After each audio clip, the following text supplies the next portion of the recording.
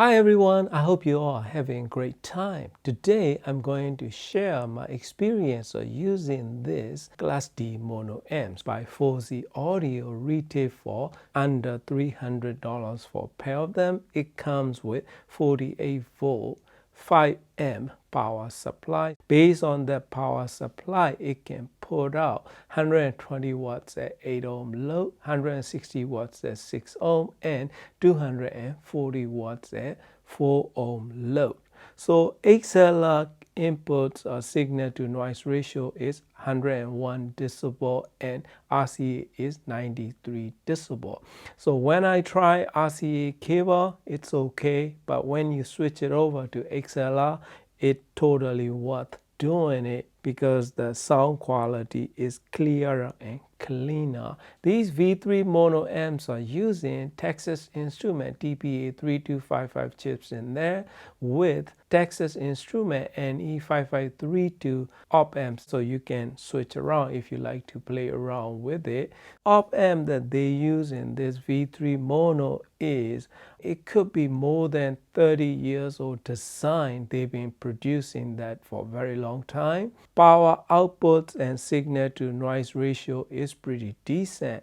240 watts is not continuous power output, just to give you heads up. So I pair with a few different speakers and different preamplifier stages: Schiit Audio Freya Plus, tube stage, solid state stage, and passive stage, as well as Dark Audio passive preamplifier with just gain control using Guardian Audio TS Voyager TL stand mount speakers, CSS Audio Tori S4, and Stock Sound Beta 7 stand mount speakers. So out of those three pairings, I really like the way they sound with Guardian Voyager TL and those S4 Tori S4 towers. It sounded rich and balanced sound signature with nice amount of immediacy and detail that it can produce together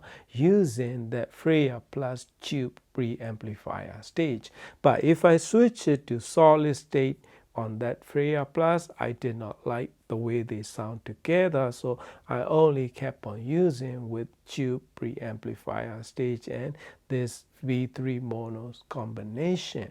And when I tried that Dark Audio passive pre, it sounded pretty similar, but slightly vividness increased. So out of those pairing, I like it most than that Schiit Audio Freya Plus combination. When I switch it over to my main system, I pair with Accuphase E4000 preamplifier stage. What I like about it is immediacy and attack is much better. As you can see, I'm using Schiit Audio AGR monoblocks as amplifier stand for this V3 Class D mono amps. It can get decently hot, so you might want to keep them well ventilated. When it comes to driving power, right? When I drove this JBL L100 Classic 75th speakers, I try my usual track when I want to push it, right? The Daft Punk and Dua Lipa tracks. When I pushed it, pretty impressive, up to like 80-85 dB range. After that, it will fall apart, especially bass quality starting to show something holding back and not enough immediacy or authority to control the drivers. So both of these speakers I try with, when I pushed it, it's same results, right? So that is a little bit of downside, but I'm not complaining, just sharing my experience to you. If you pair with $1,000 to $500 price range of speaker, they should do well up to 85 dB range.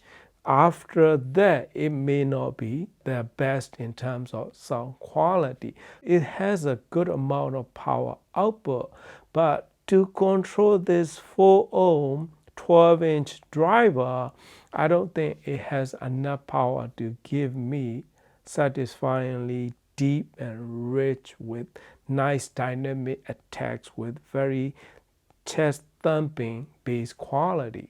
So that is not doable with these V3 monos in my system. When I try with this Pioneer TED S1EX tower, same thing. V3 mono with TPA 3255 chip based amps are good sounding for the price. And price is very, very good, but you need high efficient speakers to get the best out, meaning effortless bass quality with articulated notes with the chest thumping immediacy and attack. That if you want to hear that, that is at least 95 dB above sensitive speakers to get the best out. So I took it up to like 96, 97 dB max with probably like above 100 dB peaks. If you don't push that loud, you will be totally fine, because in my review, I will test all the strength and weakness and what they can do, right? All the time. So these V3 mono amps, I can easily recommend you if you only play up to 80-85 dB range of loudness with average sensitive speakers, meaning 85 to 88 dB sensitive speakers. So those are a few downsides, but if you look back the plus side, these are only retail for under $300 for pair of them. If you want to pair with subwoofer, you can connect it directly, which I use all the time. I connect it using Canadian 4S8 speaker wires connected to active subwoofer with high level input from these V3 monos speaker terminals. It worked great. Don't worry about pairing with the active subwoofer high level input directly from speaker terminals of V3 mono amps. After I connect that subwoofer cable, I turn on the amplifiers, both of the amplifier, subwoofer as well. I connected XLR input in active condition, and it doesn't do any noise at all. No pop sound. Impressive in noise control in on and off. Pop sound is non-existent. Another impressive feature is auto standby. So that is very good auto standby mode, and it will come on automatically as soon as it receives the signal. As I mentioned before, right, if you don't push really loud, I can easily recommend it to you. My maximum limit of these V3 monos is gonna be 85 dB range max, less than $300 for Class D amp mono blocks. I can easily recommend it to you because price is right, performance is very good for the price that you are getting. Sound quality is easy to enjoy, easy to listen. I can recommend it to those of you who is shopping for $300 pair of Class D mono blocks. That is my experience, my friend. Thank you for watching and happy listening. Did you say I've got a lot to learn? Well, don't think I'm trying not to learn, since this is the perfect spot to learn. So teach me tonight, starting with the A.